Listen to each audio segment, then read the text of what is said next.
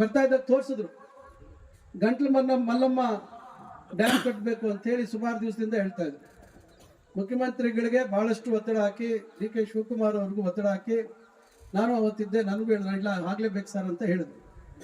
ಮೊನ್ನೆ ವಿಶ್ವೇಶ್ವರಯ್ಯ ಜಲ ನಿಗಮದಲ್ಲಿ ಈಗ ಅದನ್ನ ಆಕ್ಷನ್ ಪ್ಲಾನ್ ಅಲ್ಲಿ ಸೇರಿಸಿದ್ದಾರೆ. ಮುಖ್ಯಮಂತ್ರಿಗಳು ಅನುಮೋದನೆ ಕೊಟ್ಟಿದ್ದಾರೆ. ನಾವು ಸದ್ಯದಲ್ಲಿ ಅದಕ್ಕೆ ಗೌರ್ಮೆಂಟ್ ಆರ್ಡರ್ ಬರಬೇಕು ಅಂತ ಕಾಯ್ತಾ ಇದ್ದೀವಿ. ಬಹುತೇಕ 180 ಕೋಟಿ ರೂಪಾಯಿ ಗಂಟ್ಲು ಮಲ್ಲಮ್ಮದಕ್ಕೆ ಸುಬ್ಬಾರೆಡ್ಡಿ ಅವರು ಬಹಳ ಪ್ರತಿಷ್ಠೆಯಾಗಿ ತಗೊಂಡು ಅಲ್ಲಿ ಡ್ಯಾಮ್ ಮಾಡಬೇಕು ಅಂತಕ್ಕಂಥದ್ದು. ಯಾಕಂದ್ರೆ ಒಬ್ಬ ಜನಪ್ರತಿನಿಧಿ ಆಗಿರ್ತಕ್ಕಂಥವ್ರು ಯಾವುದೇ ವ್ಯವಸ್ಥೆಯಲ್ಲಿ ಸರ್ಕಾರದಲ್ಲಿ ಇವತ್ತು ಗ್ರಾಮ ಪಂಚಾಯತಿ ಮೆಂಬರ್ ಇದ್ದಾರೆ. ಕೇಳಿ, ಈಗ ಅವರೆಲ್ಲ ಪಾಪ ಮಾಡ್ಲಿಕ್ಕಾಗುತ್ತಾ ಕೇಳಿ, ಅವ್ರದೇ ಆದಂತ ಇತಿಮಿತಿ ಇರ್ತದೆ. ಆದ್ರೆ ಶಾಸಕರಾಗಿರ್ತಕ್ಕಂಥವ್ರು ನಿರಂತರವಾಗಿ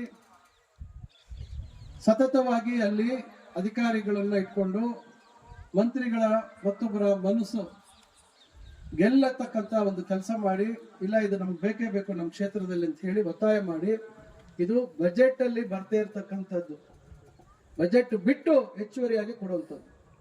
ಬಹುಶಃ ಈಗ ಇದು ಮಂಜೂರಾಗಿ ಮುಂದಿನ ವರ್ಷ ಬಜೆಟ್ ಅಲ್ಲಿ ಹೇಳ್ಬೋದು ಈ ರೀತಿ ಕಾರ್ಯಕ್ರಮ ತೆಗೆದುಕೊಂಡಿದ್ದೀವಿ ಅಂತ.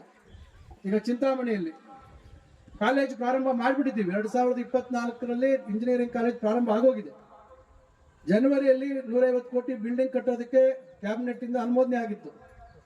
ಆದ್ರೆ ಪ್ರಕ್ರಿಯೆ ಏನಾಗುತ್ತೆ, ಬಜೆಟ್ ಅಲ್ಲಿ ಹಿಂದೆ ಘೋಷಣೆ ಆಗದೆ ಇರೋದ್ರಿಂದ ಈ ವರ್ಷ ಬಜೆಟ್ ಅಲ್ಲಿ ಅದನ್ನ ಘೋಷಣೆ ಮಾಡಿದ್ದಾರೆ. ಎಲ್ಲ ಏನ್ ಅನ್ಕೊಂಡಿದ್ರು ಈ ವರ್ಷ ಕೊಟ್ಟರು ಅಂತ. ಹೋದ ವರ್ಷನೇ ಕಾಲೇಜ್ ಪ್ರಾರಂಭ ಆಗಿರುವಂಥದ್ದು. ಈಗಾಗಲೇ 140 ಜನ ಇಂಜಿನಿಯರಿಂಗ್ ವ್ಯಾಸಂಗ ಮಾಡ್ತಾ ಇದ್ದಾರೆ ಪಾಲಿಟೆಕ್ನಿಕ್ ಜಾಗದಲ್ಲಿ.